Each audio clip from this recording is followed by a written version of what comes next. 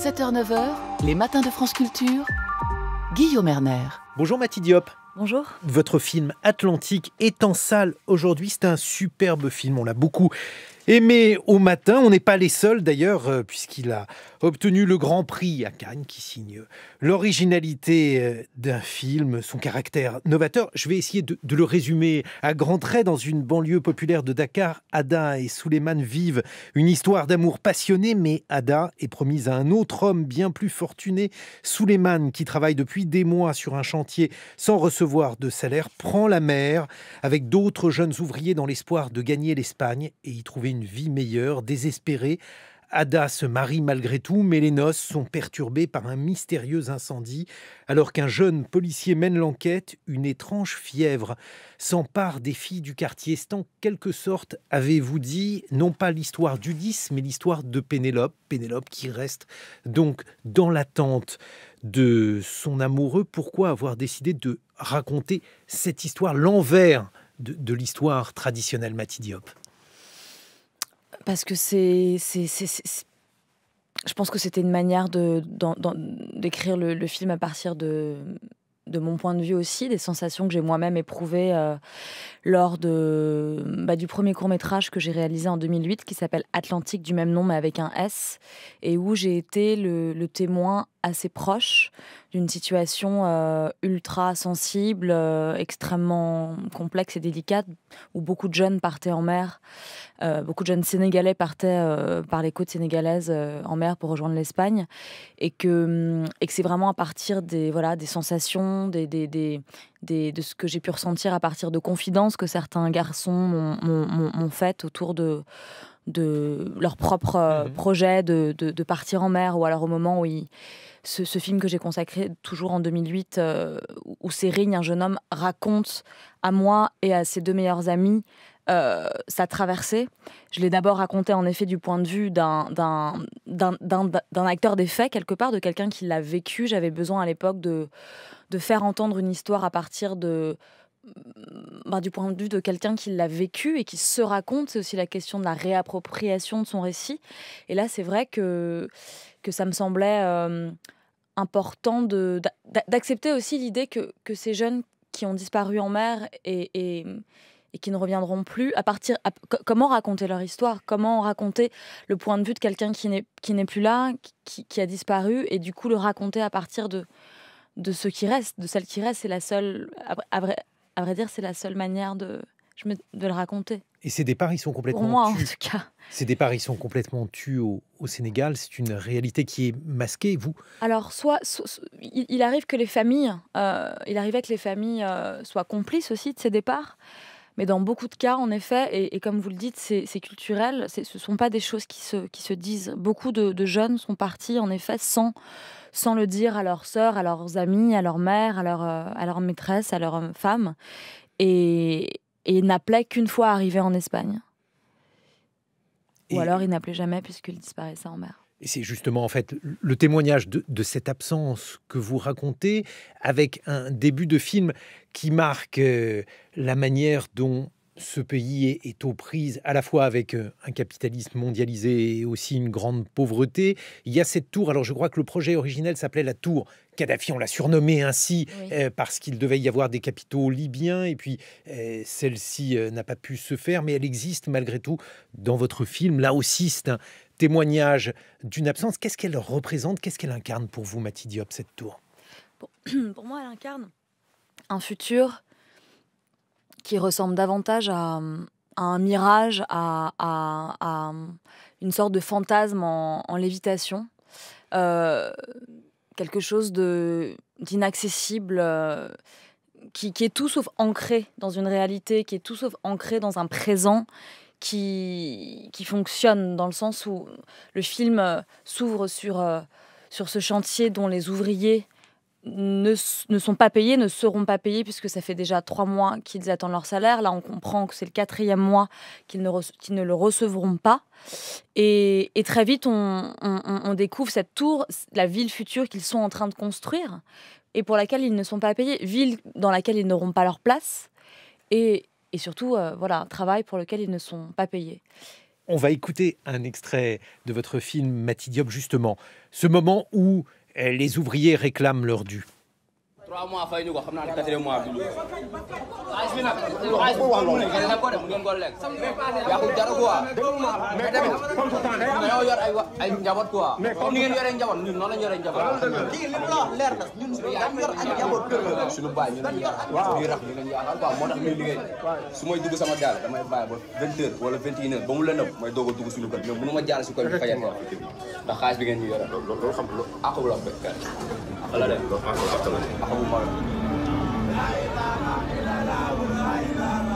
Alors, c'est une scène qui se déroule dans l'Algeco du chantier. Il y a les ouvriers qui réclament donc leur salaire et puis les contremaîtres qui sont là, qui manifestement sont aussi victimes que les ouvriers, qui expliquent que l'argent n'est pas là. J'ai choisi cette scène d'abord pour qu'on entende que c'est du Wolof, c'est cette langue qui traverse le film. C'est une langue, je crois, que vous ne parlez pas, que vous avez apprise pour les besoins du film, Mati Diop. Oui, c'est une langue qui ne m'a pas été transmise enfant, mais que j'ai toujours entendue d'abord chez moi, puisque mon père la parlait à Paris, et puis lors des différents allers-retours que j'ai effectués entre Paris et le Sénégal, enfant, pour voir ma famille là-bas. C'est une langue avec laquelle j'ai quand même grandi, qui est comme une sorte de musique qui m'a accompagnée tout au long de mon enfance.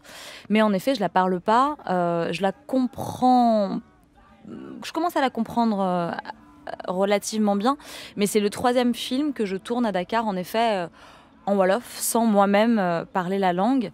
Mais comme j'ai décidé jusqu'à présent, en tout cas, d'engager mon cinéma là-bas, après tout, c'est mon problème si je ne parle pas la langue. Et donc, c'était évident pour vous qu'il fallait tourner dans cette langue-là. Les personnages que je filme, oui, c'est la langue qu'ils parlent et c'est la langue qu'ils doivent, avec laquelle ils doivent absolument s'exprimer dans les films. Et pour moi, c'était une évidence absolue d'être au plus près de l'humanité, de l'imaginaire de mes personnages dans leur langue, évidemment. C'était très important. Et alors, en fait, il y a aussi eu des films, on a vu des films sénégalais tourné en français, c'est arrivé, pour dire qu'on revient de loin quand même par rapport aux troubles que peuvent provoquer les vestiges du colonialisme. Et comme vous avez choisi ces acteurs là-bas, qui pour la plupart n'étaient pas du tout des acteurs professionnels, Mama Sané qui incarne Ada, cette jeune fille qui est amoureuse d'un homme et que l'on force à se marier avec un autre. Qu'on force, oui, il s'agit plus d'un arrangement global, en fait. C'est pas un mariage forcé en fait, c'était aussi l'idée de parler de ce mari Omar auquel on accorde aussi davantage d'importance, à la fois parce qu'il a plus d'argent, mais surtout parce qu'il vient d'Europe. Il est lui-même un immigré, et c'est aussi le fait qu'il, du point de vue de ce quartier en tout cas de cette famille modeste, on accorde davantage de valeur à Omar parce qu'il vient d'Europe. Et c'était aussi une manière d'amplifier le désespoir de Souleymane, l'amoureux d'Ada, qui est à la fois pas payé au chantier et qui est amoureux d'une jeune femme qui accorde davantage de valeur à celui qui revient d'Europe. Elle est en tout cas contrainte en ce sens qu'on lui dit, voilà, c'est la chance que tu as de te marier avec cet homme qui fait des allers-retours avec l'Italie. Tu n'as pas vraiment les moyens de refuser, tu ne peux pas te le permettre, en fait. Et Ada, au début du film, est dans une sorte de, quelque part, de rapport marchand elle-même. C'est une stratégie de survie. Pour Ada, la stratégie de survie, c'est d'épouser cet homme. Et pour Souleymane, c'est de prendre la pirogue. Il est question dès lors de la condition féminine, de cette condition féminine qui est une condition, alors forcée, le terme était impropre dans ce sens, mais en tout cas contrainte, ça c'est évident. On la soumet à un examen de virginité, elle est obligée de se marier avec cet homme qu'elle n'aime pas d'ailleurs, sans divulgacher. Ce film, on voit très bien que ça n'est pas du tout son choix. Et là aussi, il y a l'expérience de la sororité avec une sorte de solidarité entre ces femmes qui sont soumises à un destin qu'elles n'ont pas choisi, Mati Diop. Oui, l'idée c'était vraiment, donc comme je disais, à partir de partir d'une Ada qui n'est absolument pas dans le contrôle de sa propre vie, de ses propres désirs, et qui au fur et à mesure de son évolution, d'abord par la disparition subite de Suleiman, puis par l'attente que ça génère, les doutes, de voir sa réalité, sa vision d'elle-même et de ce qui l'entoure se dérégler. Et quelque part, ses amis vont prendre une place différente aussi dans son quotidien, à la fois au mariage, où il y a un personnage qui émerge très fort, Dior, qui va devenir une figure d'une femme, voilà, beaucoup plus affranchie d'un certain nombre de codes. Et que ce soit cette femme, Dior, figure libre, ou quelque part, sans qu'Ada le sache encore, le feu qui est mis à son mariage, le retour en fantôme de son amoureux, c'est aussi quelque chose qui va obliger Ada à se positionner par rapport aux enjeux et aux choix qu'elle doit faire. Elle va devoir trouver le courage de vivre pour elle-même, le courage de vivre en fait. Suleiman revient aussi pour insuffler ça en elle. Il y a un feu mystérieux et il y a un commissaire qui mène l'enquête, puisque dans ce film, il y a aussi une part de film policier. On en écoute un extrait, Mati Diop. Ah, commissaire. Ouais. Ça va, maa ngi si jàmm. Ouais, ça va. Non, parce que daanu ko su ndox maa lay gis. Non, du dara commissaire. Dama amoon benn malaise bu ndaw rek mais du dara. Est-ce que t'as vu le médecin? Ouais, dinaa dem mais du dara commissaire. Tout est nickel. Hein? Tout est nickel.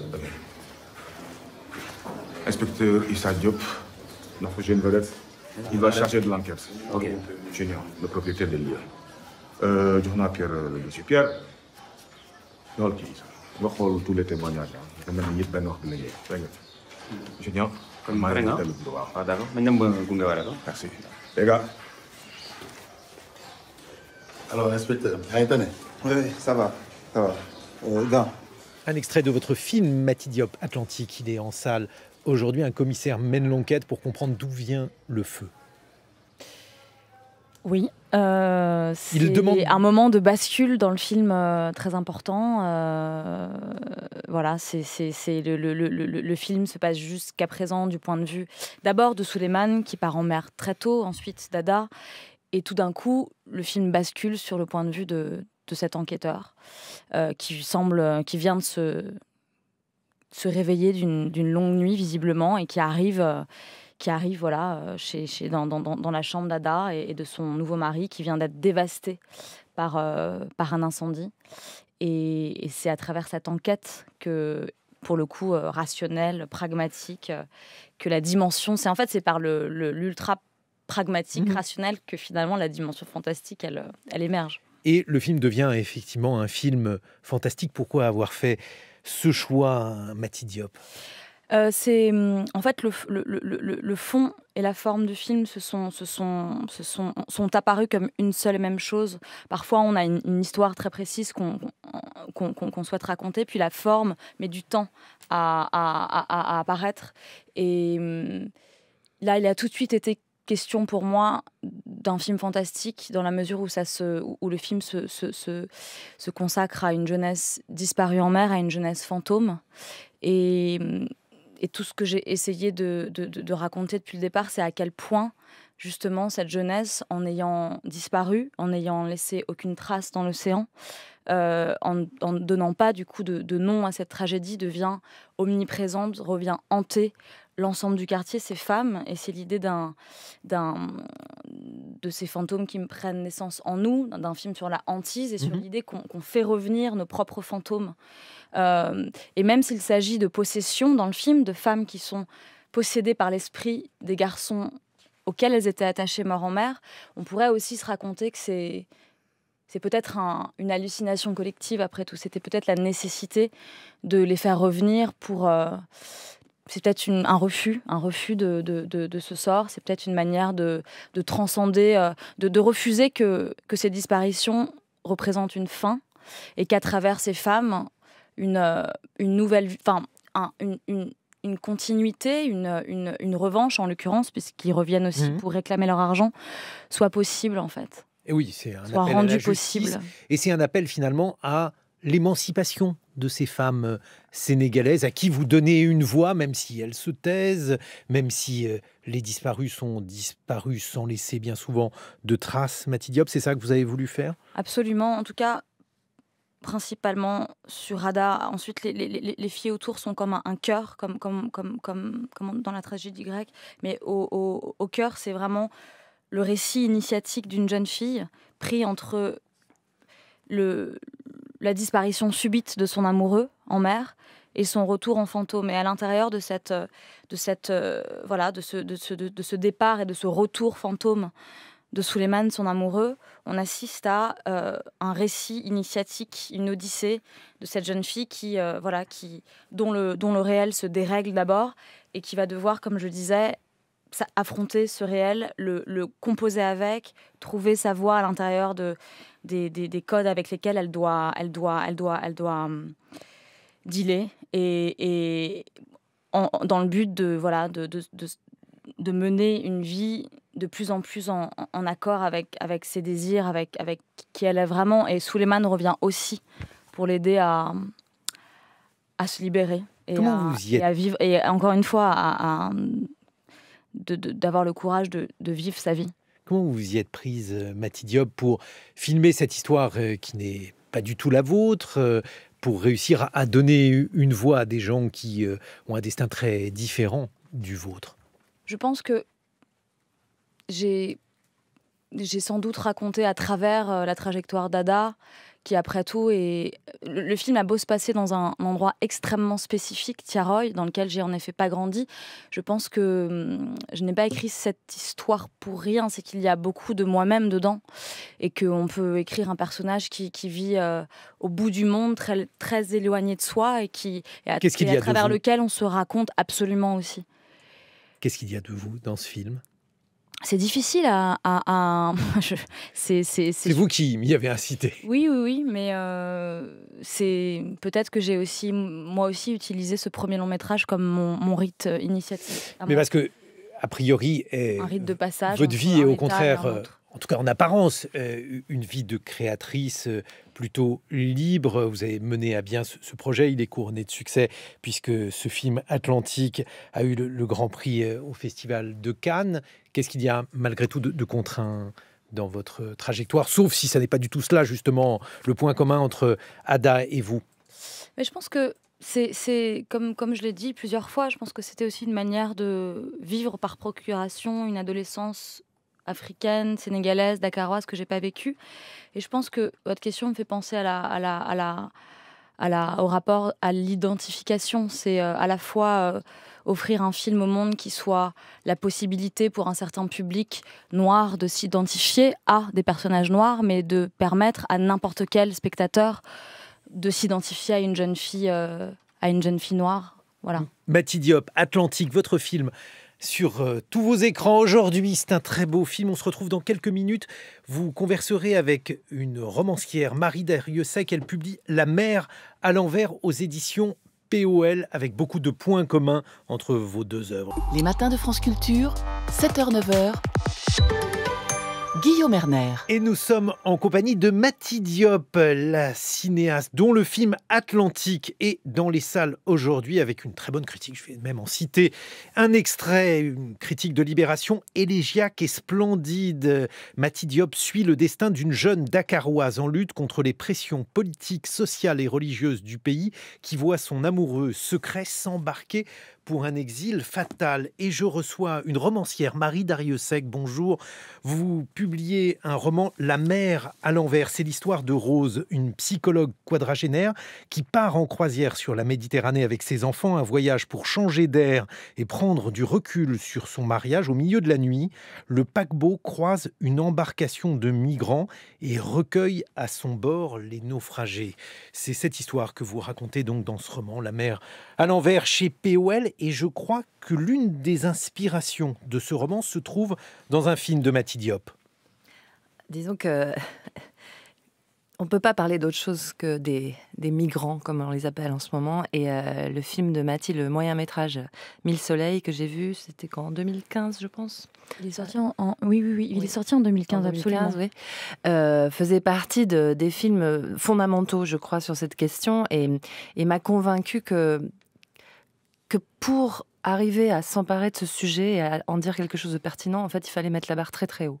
Et j'ai mis beaucoup de temps à écrire ce roman. Et ce film, Mille Soleils, est aussi un très très beau film élégiaque d'amour.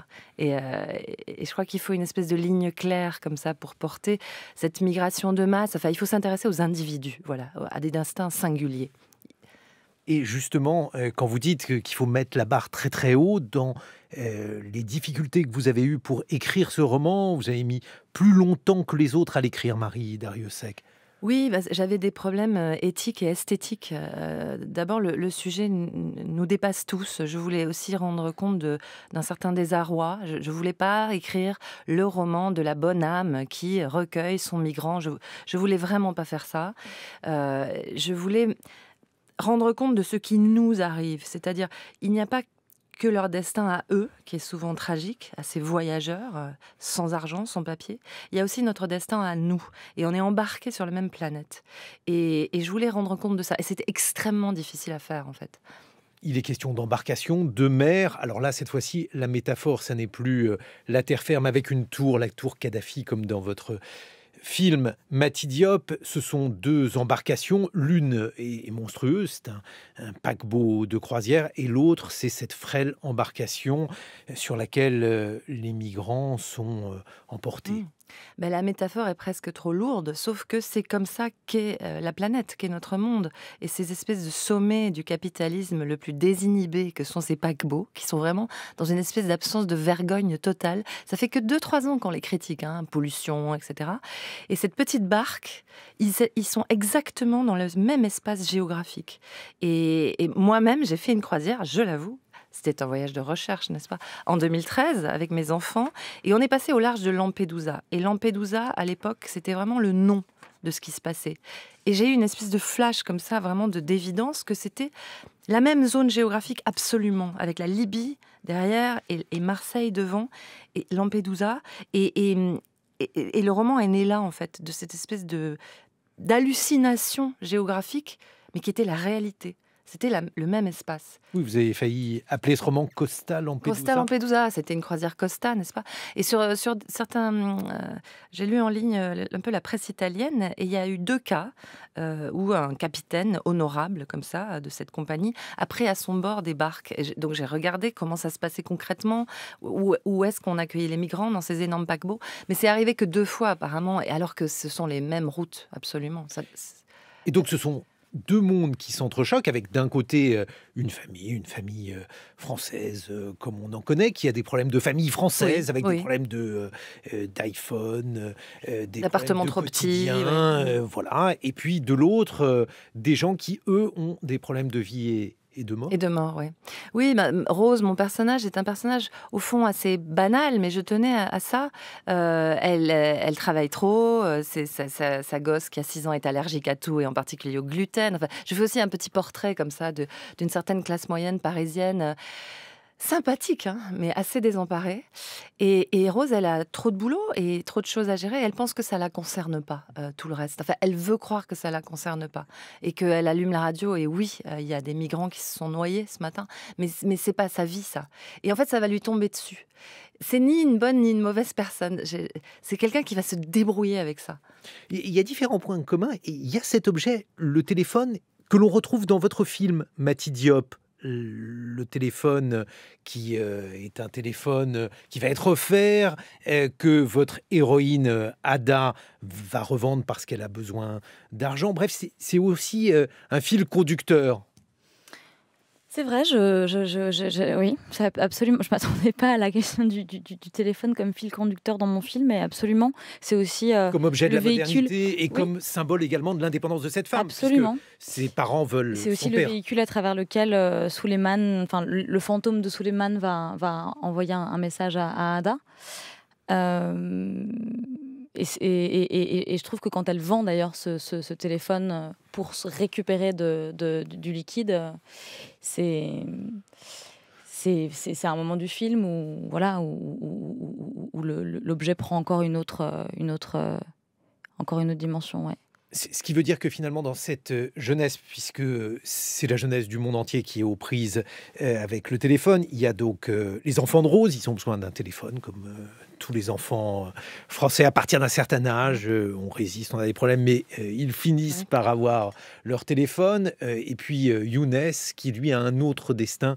Peut-être pouvez-vous le décrire en quelques mots, Marie Darrieussecq. Tous les migrants, les exilés, les voyageurs que j'ai rencontrés, que ce soit au Niger, où ils étaient refoulés de Libye à l'époque, ou bien à Calais, à 1 heure de Paris où j'habite, tous sont accrochés à leur téléphone comme à leur vie. Enfin, ils ont peut-être pas de papier pour faire ce voyage incroyable, mais ils ont leur téléphone. Et Younes, son téléphone a pris l'eau, et c'est absolument dramatique. Et donc Rose lui donne, dans un espèce de geste spontané, le téléphone de son fils à elle, ce qui va bientôt créer des problèmes terribles, parce qu'un adolescent français sans téléphone. Mais Younes, ce téléphone, il va s'en servir. En fait, il va appeler Rose, et ça, elle l'avait pas prévu. Et ça donne une dynamique narrative complètement réaliste, en fait. Mais il va l'appeler, et ça, elle n'était pas prête à ça. Et ça l'embarque c'est une rencontre, en fait, absolument pas prévue. Elle maîtrise pas du tout, finalement, cette rencontre. Rose, qu'est-ce qui va se passer dans sa tête lorsqu'elle se retrouve donc face à ce jeune Younes dont elle arrive mal à situer, finalement, les intentions? Déjà, elle ne sait pas d'où il vient, Nigeria, elle sait pas. L'Afrique, pour elle, c'est une sorte de grand pays, elle n'y connaît rien. Bon. Mais comme beaucoup de gens, en fait, elle est face à ce destin singulier de ce gamin qui, à un moment, va vraiment avoir besoin d'elle. Et récemment, Laure Adler, sur une autre antenne de cette excellente maison, me citait la belle phrase de Derrida, « L'hospitalité, c'est l'improvisation ». Cette phrase m'a éclairée sur ce que moi-même, ce dans quoi j'avais essayé de trouver un chemin narratif, romanesque. L'hospitalité, c'est l'improvisation. Et c'est exactement ce que Rose va faire, où tous les bénévoles que j'ai pu rencontrer à Calais, recevoir quelqu'un, c'est improviser. L'accueil, c'est ça. Et je trouve justement, on n'arrive pas du tout à... Le problème de nos gouvernements, c'est qu'ils sont très mauvais en improvisation. Ils veulent absolument légiférer, organiser, etc. Ils ne le font pas très bien, à vrai dire. Alors il faudrait retrouver ce sens-là d'une improvisation, comme on jazz. Et on n'y est pas du tout. Et oui, parce que vous parlez de Calais, vous y êtes rendu, vous avez fait des articles pour Charlie Hebdo, et là aussi, ces articles vous ont aidé à écrire ce livre, Marie Darrieussecq. J'ai fait des articles pour Charlie Hebdo, pour Libération et pour Arte en ligne. Et c'est eux qui m'ont envoyé à Calais, en fait. J'y arrivais pas à aller à Calais, ça me faisait très peur. Et le reportage journalistique, en planque à la station-service Total de la zone industrielle de Calais, avec cette incroyable balai de gendarmes et de migrants, de camionneurs. La réalité était hallucinatoire. C'était un délire collectif auquel j'assistais. Mais l'écrire, essayer de trouver des mots pour ces reportages très réalistes, ça m'a donné aussi accès à ce que fait Mati Diop, c'est-à-dire une forme de fantastique. La réalité est dingue. Et je crois qu'elle a une résolution filmique, narrative, qui est proche de la mienne, c'est-à-dire il n'y a plus que la magie, d'une certaine façon, pour donner du sens. Enfin, je ne sais pas ce que vous en pensez. Mati Diop, qu'en pensez-vous ? Je comprends très bien tout ce que vous dites, et je vous écoute attentivement. Oui, moi je pense que le choix du fantastique, hormis le fait que c'est une réalité qui est inhérente justement aux réalités locales, qu'il n'y a pas de division entre le réel et le fantastique, entre le visible et l'invisible, mais c'est vrai que j'ai senti qu'il fallait vraiment aborder la situation dont il était question dans mon film, ces départs en mer des côtes sénégalaises jusqu'en Espagne par ces jeunes, à travers un genre, un style qui allait permettre une distance, de prendre une distance immense en fait sur cette situation. Et c'est vraiment la question de la focale, de la distance, et aussi un sujet qui a tellement été traité médiatiquement, surtraité, maltraité. Alors évidemment qu'il y a des documentaires et d'autres des articles qui m'ont éclairé, qui m'ont appris, qui m'ont donné des informations très concrètes et précieuses sur lesquelles au-delà de l'expérience que j'ai, enfin au-delà du vécu, des rencontres que j'ai faites sur place, et puis de mon rapport surtout à cet endroit et du fait que la migration, elle fait aussi partie de moi. Je viens aussi de là, en fait. En fait, on parlait de choc des deux mondes, de collision, mais c'est vrai qu'en retrouvant ce pays que j'ai quitté quelques années, puisque je vis, que j'ai quitté, pardon, que j'ai déserté quelques années parce que j'y allais enfant, puis plus du tout. Et il y a quand même eu le choix à un moment donné de faire retour, voilà, dans le pays de mes origines africaines. Et c'est le fait d'avoir croisé toute une jeunesse qui fuyait, qui quittait ce pays que moi je retrouvais dans une totale circulation de mouvements d'ailleurs. Et vous dites justement, Mati Diop, qu'il y a plusieurs choses à filmer dans ce pays avant qu'il ne soit trop tard. Alors vous montrez la manière dont cette tour qui a failli être édifiée, cette tour, dite tour Kadhafi, qui est un symbole de ce que l'Occident peut peut-être apporter de pire là-bas. Vous dites aussi que si on ne filme pas Dakar maintenant, on va se retrouver dans un monde où tout sera destiné aux clips de mode et à un certain nombre de scènes qui ne seront plus des scènes véritablement authentiques comme on peut les filmer aujourd'hui. Alors, je le disais pas avec autant de gravité, mais c'est vrai que l'Afrique devient un sujet tout d'un coup extrêmement attirant. On est passé d'un territoire dont on s'est absolument désintéressé. Alors soit à la fois c'est un territoire qui a été dont la représentation, l'histoire, l'image a été assez prise en otage par une autre culture. On s'en a ensuite absolument désintéressé. Et puis tout d'un coup, c'est vrai qu'on assiste à un endroit qui à nouveau fait l'objet d'une forme de curiosité, d'attraction. En gros, l'Afrique est à la mode. Et voilà, c'est assez intéressant de s'interroger sur d'où vient cette soudaine attirance pour cet endroit. Il y a à la fois, je pense, il y a à la fois un courant qui va vraiment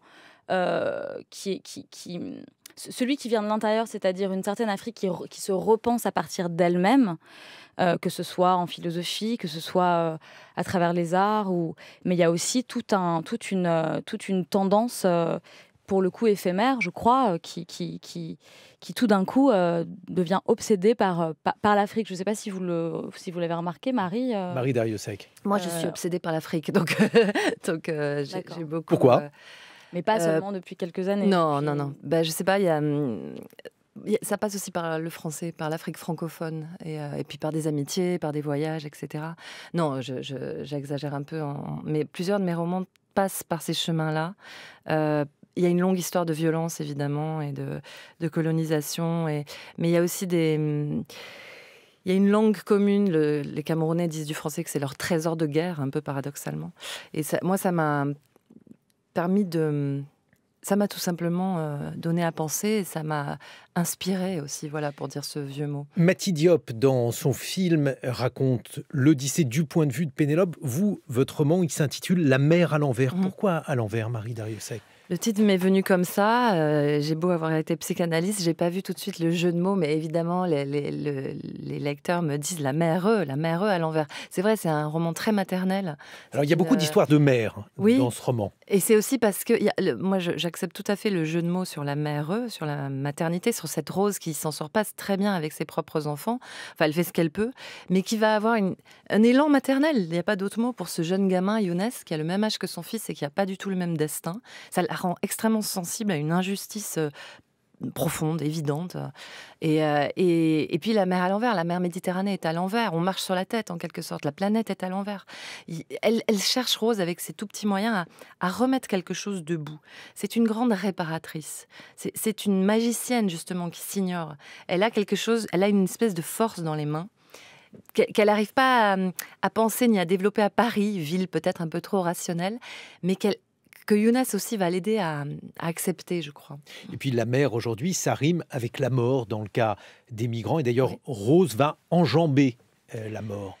Oui, cette croisière ne se passe pas du tout comme prévu. Et parmi les migrants qui montent à bord, il y en a qui sont morts, en fait. Et elle avait absolument pas prévu ça. Et elle se retrouve à faire ce geste qui la coupe en deux. C'est-à-dire, dans la cohue, elle enjambe un mort. Et vous avez raison de le souligner, c'est un passage qui est fondamental pour elle. Elle le refoule, elle n'y pense plus. C'est une femme assez maladroite, c'est une femme qui n'est pas armée pour tout ça, mais ça va faire retour peu à peu en elle. Et je crois qu'elle veut réparer quelque chose avec Younes, oui. Et ce mort, ce pourrait être Souleymane, autrement dit l'amoureux d'Ada, celui qui ne lui dit même pas qu'il va partir, qui prend la mer et dont on comprend que ce trajet est un trajet fatal. Raconter l'histoire de cet homme, de Souleymane, et raconter cette absence, c'est un peu le but de votre film Atlantique, Mati Diop. Oui. Et ça a été difficile je pense que la partie du scénario qui a été la plus délicate à écrire, c'est justement à partir du moment où Souleymane et les garçons disparaissent, comment raconter la réalité et le rapport au temps d'Ada qui se dérègle, comment raconter à travers le cinéma, et en même temps c'est l'un des meilleurs outils pour le faire, l'attente, voilà, le temps qui passe, c'est un énorme enjeu, et en film et en livre et en roman, ouais. Et la manière, comme je le disais tout à l'heure, le fantasme, la place du fantasme dans ces moments en suspens, de faire arriver, la place du fantasme Le temps qui passe, la mer, vous filmez la mer, vous racontez la mer dans les deux cas. Alors, bon, vous, c'est une mer qui est ensoleillée, qui est belle, qui est un peu inquiétante. Chez vous, Marie Darrieussecq, c'est carrément une mer inquiétante. Oui, alors on n'est pas sur la même mer puisque ces jeunes Sénégalais s'embarquent sur des pirogues sur l'Atlantique. Il y a les rouleaux de Dakar, il y a cette lumière poudreuse que Mati Diop filme merveilleusement. Moi, c'est cette Méditerranée malmenée.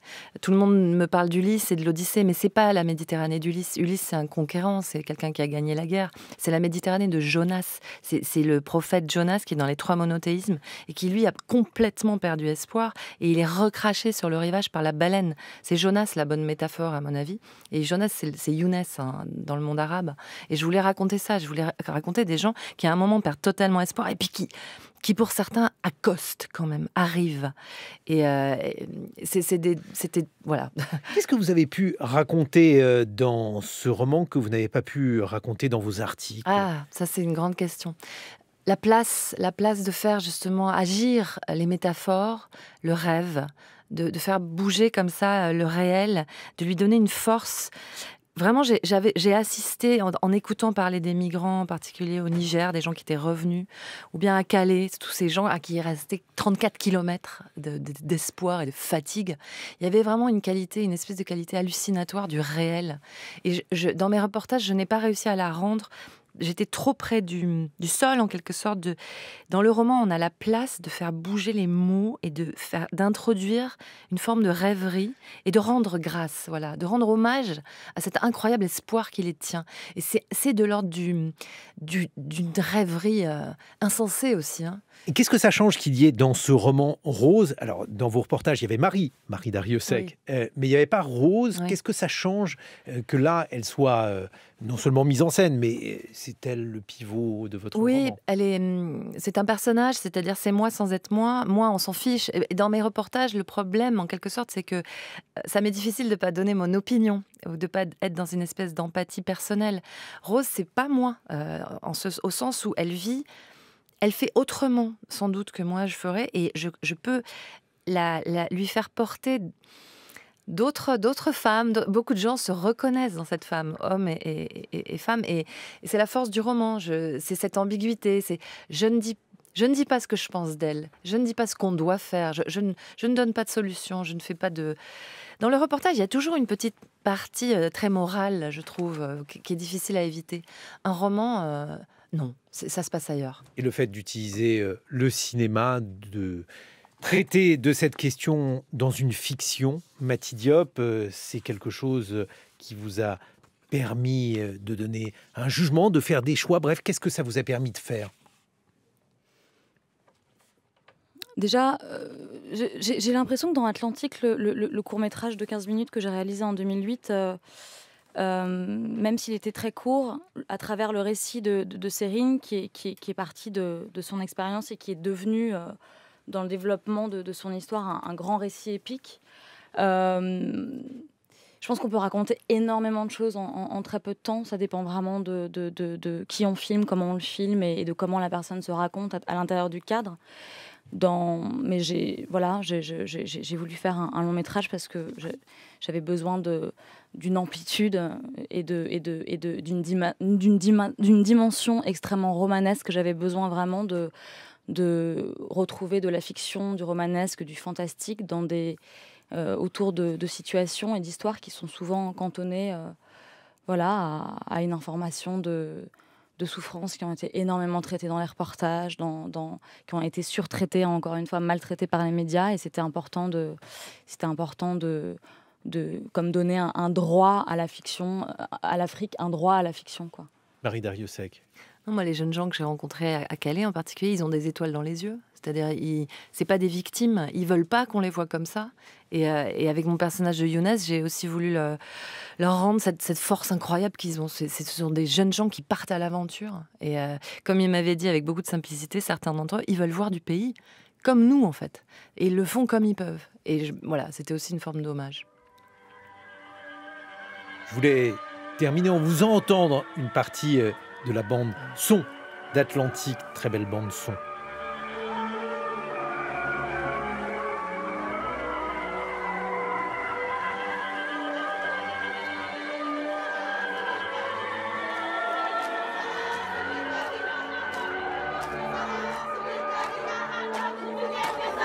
Qu'est-ce qu'on entend, Mati Diop? C'est un morceau qui s'appelle Yelwa de Fatima Al-Kadiri, qu'elle a pas composé pour le film, qui existait déjà. Et d'ailleurs, c'est étonnant parce que j'ai comme deviné il s'agissait d'une chanson qu'elle a écrite qui parlait d'un mariage, sauf que quand elle me l'a fait écouter, je ne savais pas qu'elle l'avait écrit autour d'un mariage. Et il y a une dimension cauchemardesque que j'ai voulu insuffler à cette scène. C'était très délicat de filmer cette scène sans apporter un regard trop... Comment dire, la question du regard colonial, elle est importante à être posée en permanence quand on filme là-bas. C'est difficile de filmer à Dakar, en Afrique. Ouais, je peux pas développer. Bon, moi, je suis désolée. Alors, je suis désolé. Il vaut mieux aller voir le film, je pense. Mati Diop en salle, Marie Darrieussecq, La mer à l'envers.